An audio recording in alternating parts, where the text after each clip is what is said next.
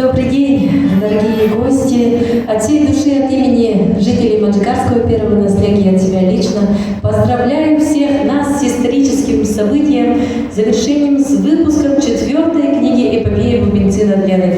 Бурные аплодисменты всем нам.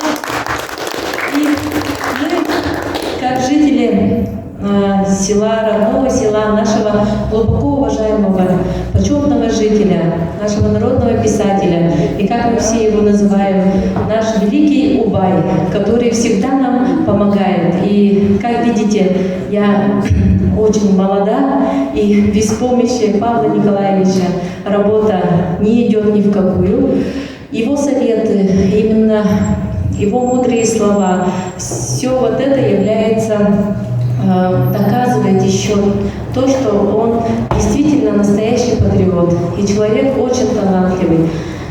И хотелось бы пожелать крепкого здоровья нашему Павлу Николаевичу, больше еще творений. И мы удивительно ведь, как в одном человеке может хранится практически история не только нашего села, но и Хангаласского района и нашей республики.